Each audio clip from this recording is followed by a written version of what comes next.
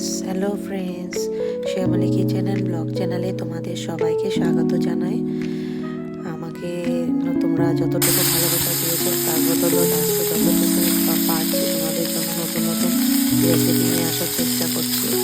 আজকে নিয়ে এসেছি একটা নতুন ধরনের রেসিপি, একদম সাদা মাটা কিন্তু খেতে খুব অসাধারণ। ছোট মাছ, এটা একদম ঝুড়ি চুনো মাছে বলে, যে মোরলা মাছ বলে আমাদের এখানে, এটাকে লোকাল ভাষায় বলে মলা মাছ।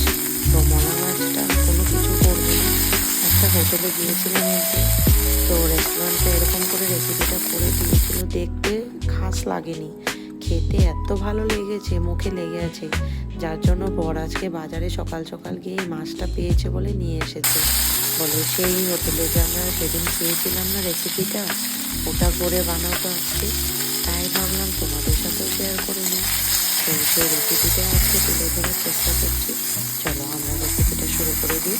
এই তো মাছগুলোকে ভালো করে বেছে ধুয়ে হলুদ আর নুন মিশিয়ে অল্প টাইম রেখে দিয়েছিলাম যাতে কড়াইয়ে লেগে না যায়।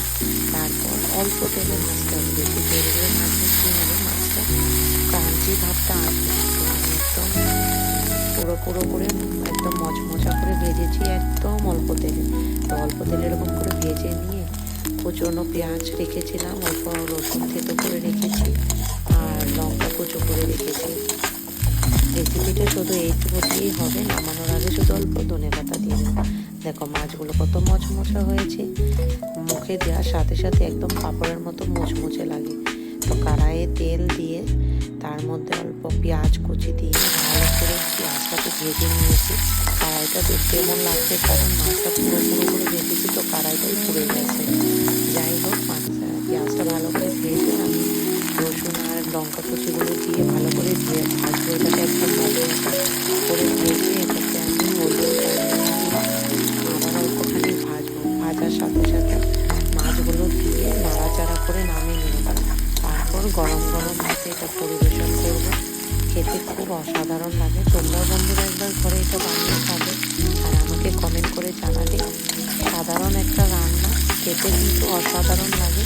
তোমাদের খেয়ে কেমন লাগলো আমাকে নিশ্চয়ই কমেন্ট করে জানাবে। যারা চ্যানেলটিকে সাবস্ক্রাইব করোনি, প্লিজ সাবস্ক্রাইব করে আমার পাশে থেকো। এইভাবে তোমরা সাপোর্ট করে যাও যাতে আমি আগামী ভিডিওগুলো ভালো করে তোমাদের সামনে উপস্থাপনা করতে পারি। যেভাবে তোমরা ভালোবাসা দিয়ে যাচ্ছ, আগামী দিনেও দিয়ে যাও, জানি আমি তোমাদের সামনে এগিয়ে দাঁড়াতে পারি। আজকের জন্য এটুকুই, আগামী ভিডিও দেখা হবে। ভালো থেকো বন্ধুরা, সুস্থ থাকো, টাটা।